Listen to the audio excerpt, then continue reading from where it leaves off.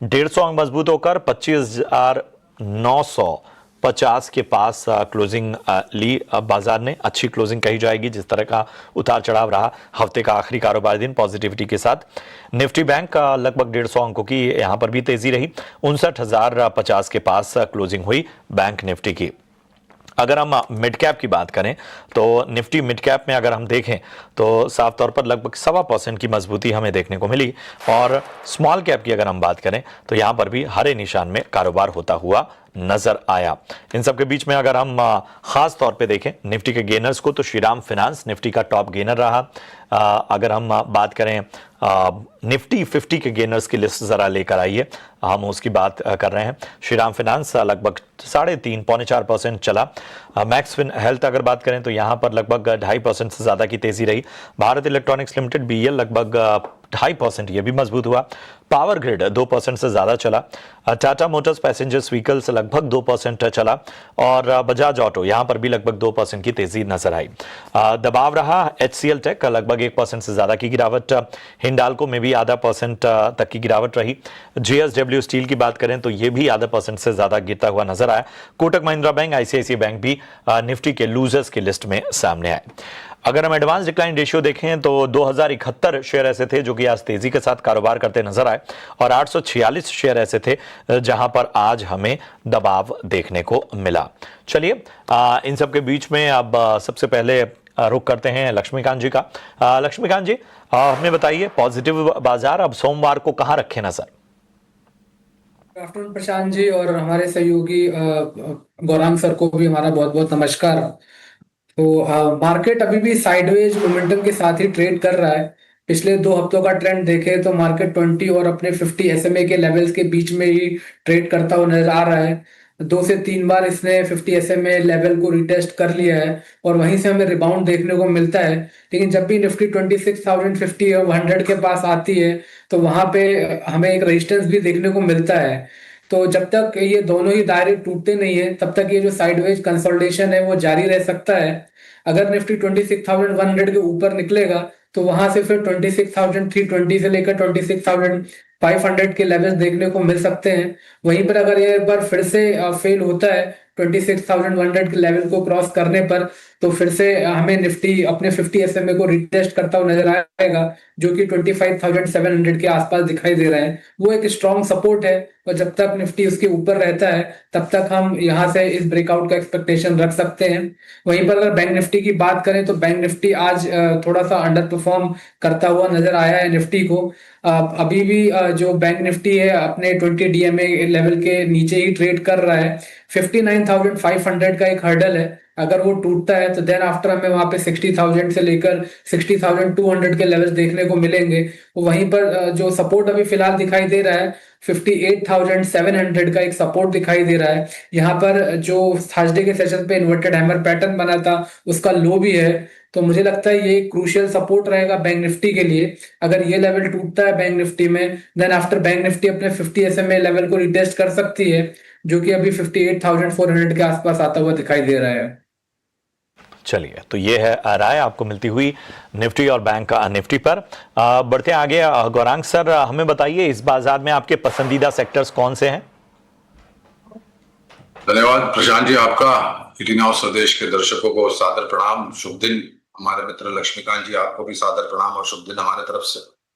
एक छोटा डिस्क्लोजर अनिवार्य होगा पहले ही दे देना कि जो भी निवेश लायक रणनीति आज दोपहर इस कार्यक्रम में रखेंगे, ये हमारे बुनियादी तर्क के आधार पर फंडामेंटल रिसर्च टीम की राय है। इसमें हमारी कंपनी जीयोजित अथवा मेरा कोई व्यक्तिगत निवेश नहीं है, ना ही किसी प्रकार का वित्तीय लाभ मिलता है, ना ही किसी प्रकार का कॉन्फ्लिक्ट ऑफ इंटरेस्ट। लेकिन इसी स्तर पर राय हम हमारे क्लाइंट्स को देते हैं, संभव है कि उनका निवेश हो। तो प्रशांत जी देखिए, ये दायराबंद कारोबार, और मैं काफी हद तक सहमत हूं जो दायरा लक्ष्मीकांत जी ने बताया है बाजार को लेकर के, और क्षेत्र के आधार पर और खबरों के आधार पर स्टॉक स्पेसिफिक उतार चढ़ाव हमें काफी देखने मिला है और आने वाले संभव है कि आने वाले समय में भी देखने मिले। कहां पर निवेश करना है, तो निवेश करने का क्षेत्र के नाम लेने से पहले मेरे ख्याल से जो हमारा नजरिया है आने वाले समय का, पहले तो 10 जनवरी से तीसरी तिमाही के नतीजे आना शुरू हो जाएंगे। अनुमान है कि दूसरी तिमाही से बेहतर होंगे, और उसके पश्चात बजट। तो तीसरी तिमाही के नतीजे क्षेत्र के आधार पर अगर आपको निवेश लायक रणनीति बनानी है तो लंबी अवधि के लिए हमें लग रहा है कि वित्तीय क्षेत्र, सरकारी बैंक, निजी क्षेत्र बैंक, मजबूत एनबीएफसी, अभी आप श्रीराम फाइनेंस का जिक्र कर रहे थे, आज अपने जीवन का नया सर्वोच्चम स्तर उसने छुआ है। इसके अलावा आईटी क्षेत्र अच्छा लगता है, रक्षा क्षेत्र, शेयर बाजार से जुड़ी हुई कंपनियां, कैपिटल गुड्स, इंजीनियरिंग, ऑटोज और सीमेंट। तो ये कुछ प्राथमिकता वाले क्षेत्र है जहां पर नतीजों के आधार पर हमें लग रहा है कि निवेशकों को एक रणनीति बना करके इन सब क्षेत्र में दिग्गजों से शुरुआत करके कुछ चुनिंदा मझौले शेयरों में निवेश करना चाहिए। और हमें यह भी लग रहा है कि अगले हफ्ते क्रिसमस है प्रशांत भाई, तो वो जो विदेशी संस्थागत निवेशकों का बिकवाली का दौर चल रहा था और डॉलर की मांग की वजह से जो रुपए में हम कमजोरी देख रहे थे, तो वो विदेशी संस्थागत निवेशकों की जो बिकवाली अब धीरे धीरे करके थम जाएगी और शायद उसकी वजह से रुपए में थोड़ी बहुत स्थिरता आ सकती है डॉलर के मुकाबले। तो ये है राय सेक्टर स्पेसिफिक जो साफ तौर पर नजर आती हुई। बढ़ते हैं आगे, अब आपके सवालों को अपनी चर्चा में शामिल करते हैं। पहला सवाल रिंकू का है और इन्होंने बंधन बैंक में खरीदारी की हुई है।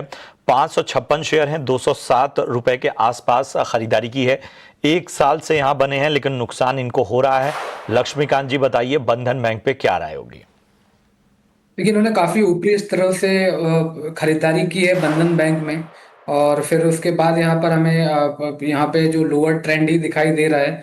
अभी फिलहाल अगर हम पिछले 10 दिनों का ट्रेंड देख रहे हैं तो यहाँ पे एक शॉर्ट टर्म रिबाउंड देखने को मिला है। सो एक कंसोलिडेशन ब्रेक थ्रू हमें 156 के ऊपर देखने को मिल सकता है। अगर 156 के ऊपर बंधन बैंक टिकता है तो वहां से फिर हमें 166 से लेकर 170 तक के लेवल्स देखने को मिल सकते हैं। वहीं पर 200 जो डीएमए है वो भी वहां पर मौजूद है। तो मुझे लगता है वो एक लेवल रहेगा जहां पे इनको एग्जिट रहने का हम सुझाव दे सकते हैं। तो 160 165 तक अगर ये दोबारा वापस करता है तो मुझे लगता है वो लेवल उपयुक्त लेवल रहेगा जहां से एग्जिट कर सकते हैं। अभी फिलहाल हमारे हिसाब से तो ट्रेंड डाउन है, हालांकि एक उछाल देखने को हमें 160 से लेकर 165 रेंज तक देखने को मिल सकेगा। चलिए, तो ये है राय, और बहुत उछाल भी आया तो 165 तक ही अभी फिलहाल नजर आ सकता है। कमलेश गुप्ता जी का सवाल लेते हैं। एनएचपीसी इनके पास है, लॉन्ग टर्म के लिहाज से जानना चाहते हैं गौरांग सर, आप बताइएगा। 52 शेयर हैं, 90 रुपए के प्राइस पे, लॉन्ग टर्म का नजरिया और हल्का नुकसान यहाँ पे होता हुआ। भाई, ऊर्जा उत्पादन को लेकर के सरकार की काफी सारी नई रणनीति जो है और नीतियां जो है वो सामने आई है।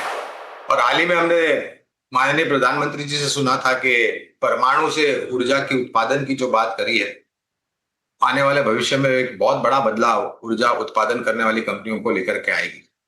अब ये क्षेत्र पसंद आता है। दुर्भाग्य है कि हमारी खरीदारी की राय एनएचपीसी पर नहीं है, लेकिन कुछ स्पष्टीकरण दे देता हूं जिससे शायद थोड़ी बहुत सहायता हो जाए दर्शक मित्र को और निवेशक को।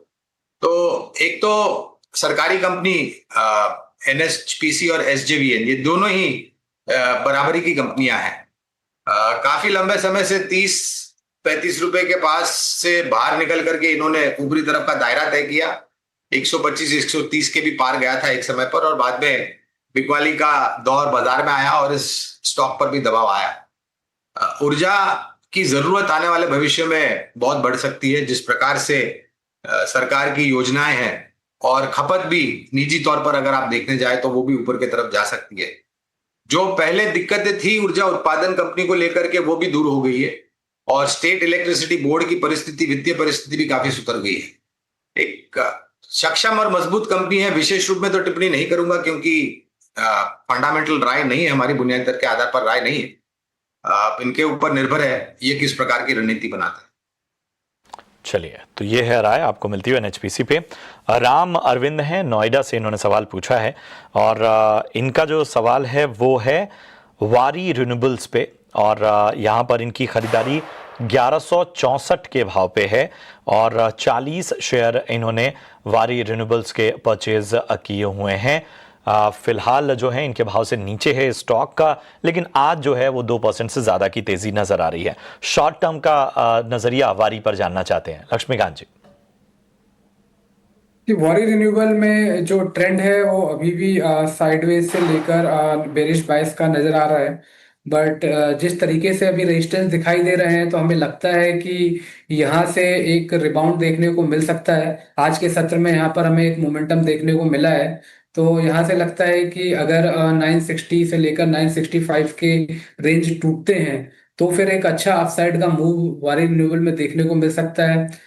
मुझे लगता है कि वो एक बड़ा ब्रेकआउट हो सकता है आने वाले समय में। तो यहाँ से 1000 तक के लेवल्स हमें देखने को मिल सकते हैं। वहीं पर मैं एक इनको स्टॉप लॉस सजेस्ट करूंगा। 930 का जोन है, 925 से लेकर 930 का जोन है। यहाँ पर एक सपोर्ट दिखाई दे रहा है, तो जब तक वारी रिन्यूएबल इसके ऊपर रहता है तब तक हम इस अपसाइड के मूव का एक्सपेक्टेशन रख सकते हैं। तो ये है आपको राय वारी रिन्यूएबल्स पर मिलती हुई। बढ़ते हैं आगे।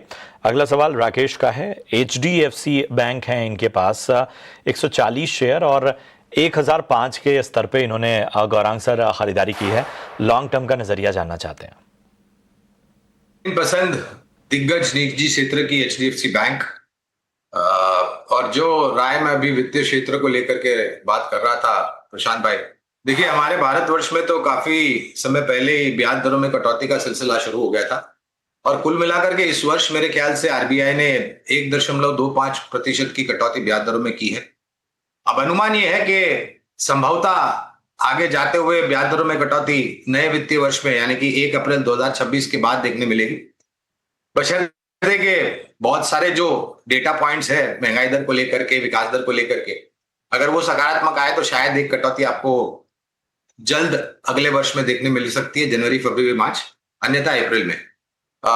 ऋण की मांग बढ़ रही है जिससे लोन बुक ग्रोथ होगी। एसेट क्वालिटी दोनों ही तरफ नीचे आ रही है, नेट और ग्रॉस, और उसकी वजह से प्रोविजनिंग राइट बैक्स हो रही है। मार्जिन इनके बेहतर हो रहे हैं और कॉस्ट ऑफ लैंडिंग बोरोइंग को देखते हैं तो वहां पर भी संतुलन बना हुआ है। लंबी अवधि के नजरिए से हमारी रिसर्च टीम की तरफ से खरीदारी करने की और बने रहने की राय है।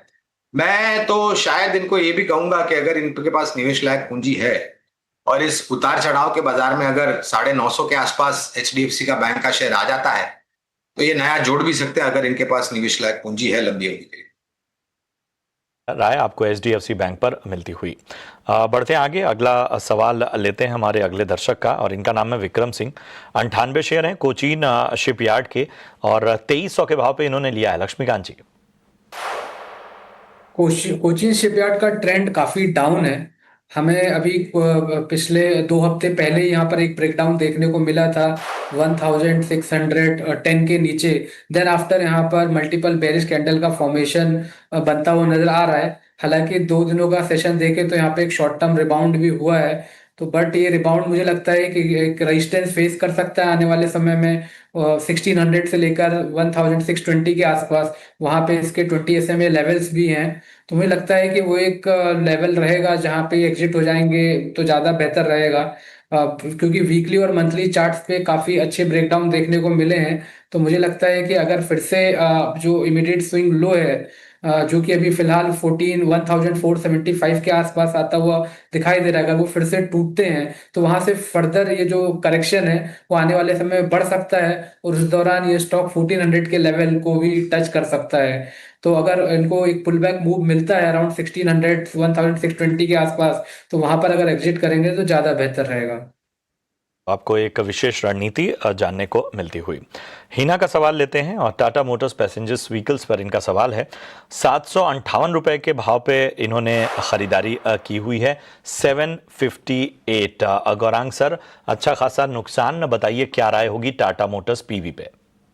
प्रशांत भाई, नुकसान नहीं हो रहा है। क्यों? क्योंकि इनकी जो खरीदारी का स्तर है ये विभाजन के पहले का स्तर है। जी जी जी। विभाजन के पश्चात 2 गुट में हिस्से बढ़ गई है, टाटा मोटर PV और टाटा मोटर CV। तो मैं हिना जी को नम्र विनती करूंगा कि आप अपना जो भाव है खरीद का वो ठीक कर ले। समीकरण करेंगे तो नुकसान इतना नहीं हो रहा जितना दिख रहा है हमें और आपको। जब ये विभाजन नहीं हुआ था प्रशांत भाई, उसके पहले एकजुट कंपनी में हमारी खरीदारी की राय थी। हाल ही में विभाजन हुआ है तो हमारी रिसर्च टीम इसका फिर से मुआयना कर रही है 2 हिस्सों में, टाटा मोटर PV और टाटा मोटर CV। तो अंडर रिव्यू है और अंडर रिव्यू होने के कारण मैं विशेष रूप में तो टिप्पणी नहीं करूंगा, लेकिन हिना जी को मैं इतना बताना बिल्कुल चाहूंगा कि एक सक्षम कंपनी है, मजबूत सक्षम ग्रुप से आ रही है, जेएलआर के कारोबार को लेकर के पिछले कुछ तिमाहियों में दिक्कत थी, मार्जिन दबाव में थे, और वो जो साइबर अटैक हुआ था जेएलआर के कारोबार को, उसको लेकर के भी थोड़ी बहुत अनिश्चितता का वातावरण थे। लेकिन संभवतापूर्ण जो ऑटो क्षेत्र पर रुझान है उसको देखते हुए हमें लग रहा है कि ये एक सक्षम और मजबूत कंपनियां हैं, दोनों ही, टाटा मोटर पीवी और सीवी। दोनों पर विशेष रूप में टिप्पणी नहीं करूंगा क्योंकि जैसे मैंने कहा अंडर रिव्यू है, तो मेरे ख्याल से थोड़ा आपको समय देना चाहिए। मैं ये मानता हूं कि ऑटो क्षेत्र में बहुत बेहतरीन तरीके से आपको बदलाव आता हुआ दिखेगा और योगदान जेएलआर की तरफ से भी आपको आने वाले भविष्य में आता हुआ दिखेगा। इस सवालों को आज हम शामिल कर पाएंगे और बढ़ेंगे अपने खास सेगमेंट वीआईपी शेयर्स की ओर। लक्ष्मीकांत जी, जरा वीआईपी स्टॉक आज के बताइए। देखिए, दो स्टॉक रेकमेंड करेंगे स्विंग ट्रेड के लिए। सबसे पहला है ग्लेनमार्क। सो यहाँ पर एक हमें कंसोलिडेशन ब्रेक थ्रू 1990 के ऊपर मिलता हुआ दिखाई दिया है और एक अच्छा बेस फॉर्मेशन है लोअर लेवल्स पे, जहां पे इसने हैमर कैंडलस्टिक पैटर्न का फॉर्मेशन बनाया था। वहीं पर इसके 20 और 100 डे SMA लेवल्स भी आ रहे हैं, तो एक स्ट्रॉन्ग सपोर्ट भी है 1940 के आसपास। उसी सपोर्ट के स्टॉप लॉस के साथ हमें इसमें बाय करने का रिकमेंडेशन देना है। सो 1940 का सपोर्ट स्टॉप लॉस मेंटेन करना है इसको बाय करते समय। अपसाइड के जो टारगेट हमारे आ रहे हैं वो आ रहे हैं 2090 के। दूसरा स्टॉक है हमारा हिंद पेट्रो। सो यहाँ पर एक अच्छा बेस फॉर्मेशन हमें पॉजिटिव क्रॉसओवर के ऊपर देखने को मिला है। ये जो पॉजिटिव क्रॉसओवर है वो 2050 SMA के आसपास आता हुआ दिखाई दे रहा है। MACD भी बुलिश टेरिटरी में ट्रेड कर रहा है और RSI में भी हमें एक अपवर्ड मूव डेली के चार्ट्स पर देखने को मिल रहे हैं। तो 470 के आसपास इसको बाय करके चलना है। हमें इसमें स्टॉप लॉस रखना है 455 का, और हमारे जो टारगेट है वो आ रहे हैं अराउंड 500 रुपीज के। तो HPCL 500 के लक्ष्य, ग्लेनमार्क फार्मा 2090 का लक्ष्य लक्ष्मीकांत जी की राय में। गौरांग सर, अपनी राय बताएं, आपका स्टॉक। प्रशांत भाई, लंबी अवधि के लिए बुनियादी दर के आधार पर दो विकल्प चुने हैं। एक है सरकारी बैंक ऑफ बड़ौदा। काफी लंबे समय से राय निवेश की रही और पिछले कुछ तिमाहियों में जो नतीजे आए हैं प्रशांत भाई बैंक ऑफ बड़ौदा के, वो बहुत ही सराहनाजनक है। और ये भी एक ऐसा स्टॉक है जो अपने जीवन के सर्वोच्च स्तर के आसपास कामकाज कर रहा है। फिलहाल तो जो लक्ष्यांक निर्धारित किए हैं अनुमानित, वो करीबन 325 के आसपास है, लेकिन कहना अनिवार्य होगा कि अगर नतीजे बेहतर आए तो इस लक्ष्यांक में ऊपर की तरफ हम परिवर्तन करेंगे।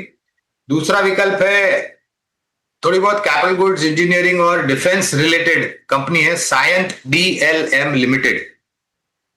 यहां पर भी खरीदारी की राय है। ऑर्डर बुक काफी सक्षम और मजबूत है और उतनी ही अनुभवी कंपनी है उस ऑर्डर बुक को एग्जीक्यूट करने के लिए।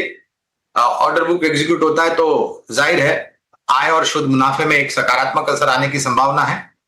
525 के आसपास के अनुमानित लक्ष्यांक है और अगर नतीजे बेहतर आए तो यहां पर भी लक्ष्यांक में ऊपर की तरफ परिवर्तन। तो यहाँ पर आ रहा है आपको मिलती हुई गौरांग सर की तरफ से। शुक्रिया करेंगे गौरांग सर, बहुत बहुत धन्यवाद। लक्ष्मीकांत जी, आपका भी इस चर्चा में जुड़ने के लिए। और फिलहाल